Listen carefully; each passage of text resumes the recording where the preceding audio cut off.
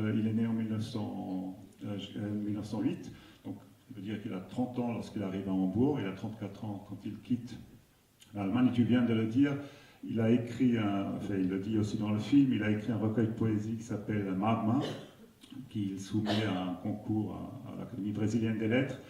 Ce recueil de poésie a eu un prix, mais il ne le publie pas, d'après donc son témoignage là, dans l'émission littéraire, parce qu'il n'avait pas le temps avant de le faire en partant en Allemagne.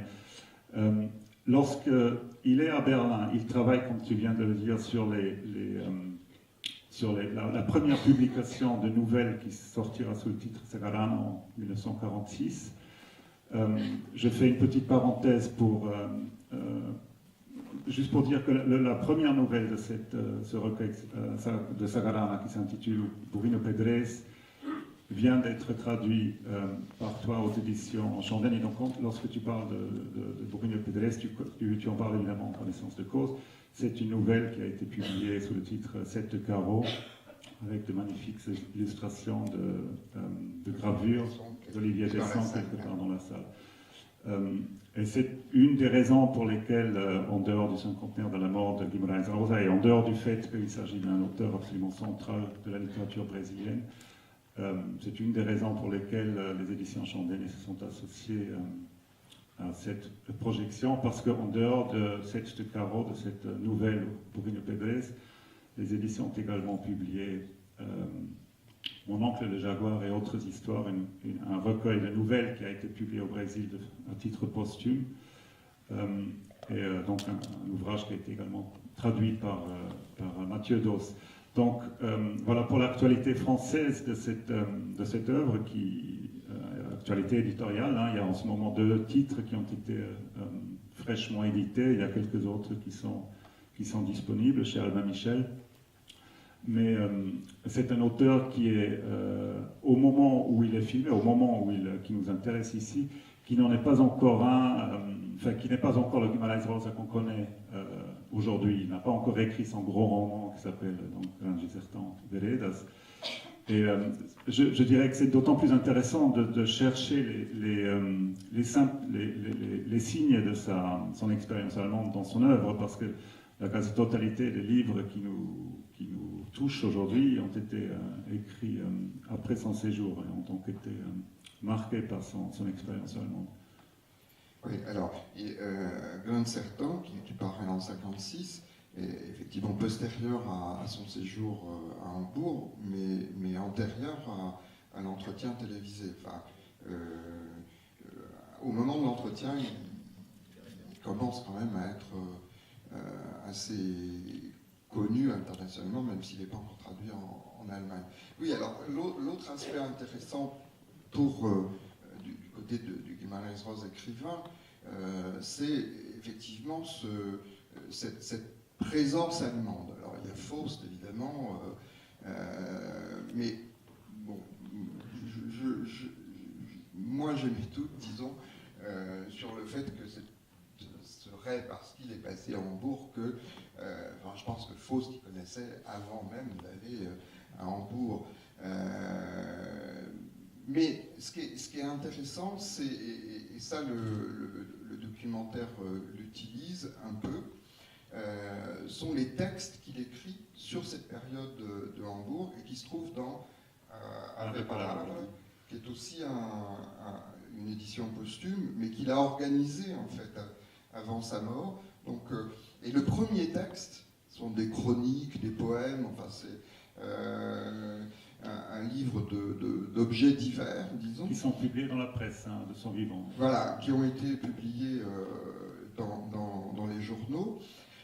Et le premier texte donc, qui me place en ouverture de ce recueil, c'est précisément la mauvaise humeur de Wotan, dont le documentaire cite plusieurs extraits autour de ce personnage de Hans Helmut, ou Helmut, donc qui va être le mari de cette possible fiancée éphémère qu'on voit à l'écran de Guimarães Rosa. En fait, il y a dans Ave Palavra ce texte qui mérite d'être lu, et bien sûr les éditions Chandelle s'atteler à la publication de cet ouvrage inédit en France, pour le coup. C'est tellement un devoir pour les éditions Chandaigne, d'abord que Anne Lima disait qu'elle avait encore plus envie d'éditer Guimarães-Rosa en ayant vu ce film, et vous avez sans doute remarqué que Guimarães-Rosa rend hommage aux éditions Chandaigne dans le film, puisqu'il y a un plan sur un bureau, c'est pas dit explicitement, mais on l'interprète comme le bureau de Guimarães-Rosa, et en presse-papier, il y a un éléphant. Voilà. Donc, c'était évidemment un hommage à Morleur aux éditions Chandaigne.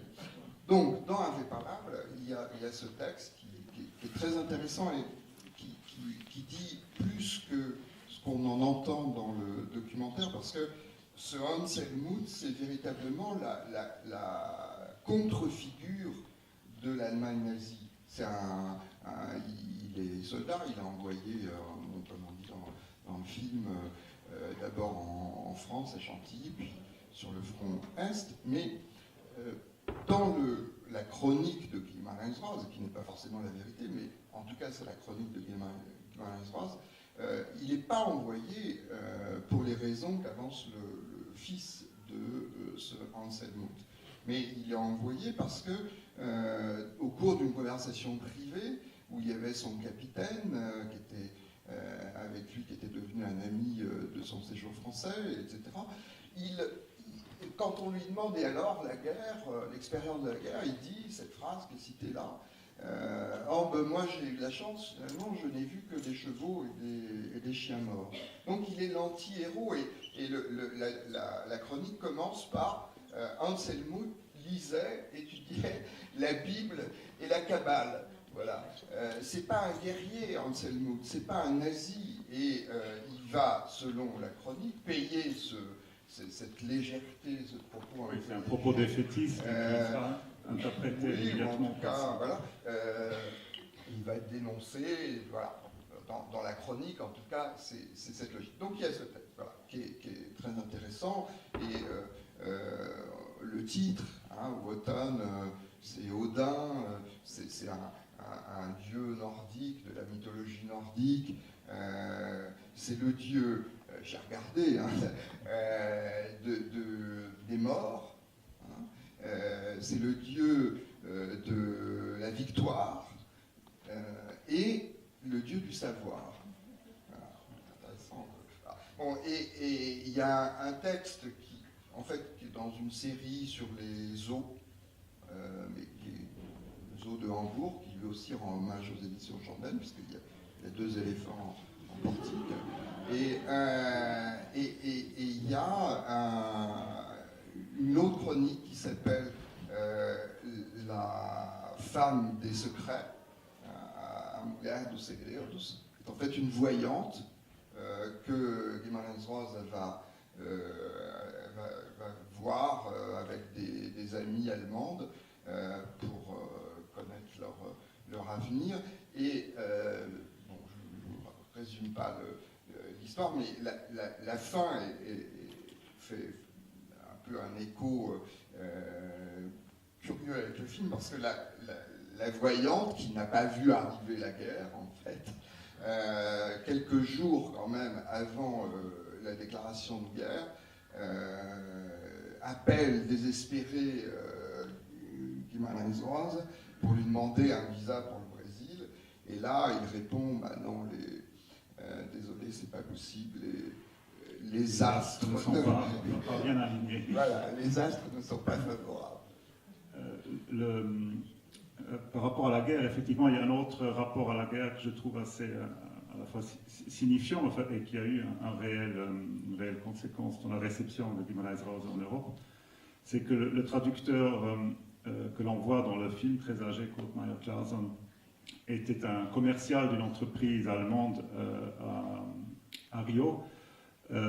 Il travaillait au Brésil sans avoir un grand intérêt pour le Brésil. Au moment, en 1942, Guimarães-Rosa doit quitter le consulat parce que l'Allemagne coupe les relations diplomatiques avec le Brésil, qui a décidé finalement de rejoindre les Alliés.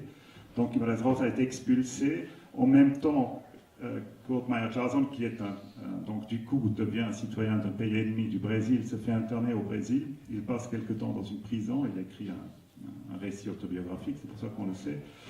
Et c'est en prison, quand il fréquente pour la première fois les voleurs et vraiment la classe populaire brésilienne, qu'il découvre la langue brésilienne, tombe amoureux de cette langue et il décide de changer de vie et de devenir le traducteur. Et c'est devenu vraiment le traducteur non seulement de la littérature brésilienne, mais de la littérature latino-américaine tout court. Et je pense que c'est à lui seul, il a traduit 50% des livres, ce qu'on appelle le boom littéraire latino-américain en allemand. Donc c'est vraiment la guerre qui est à la fois marqué la fin de la présence en Allemagne avec Guimarães Rosa et puis le début aussi de la brésilianisation de son traducteur. Je voulais revenir, tu parlais tout à l'heure à la fois du zoo et puis aussi de l'âne, donc tu as traduit les pérégrinations dans 7 de Caro. Quand on regarde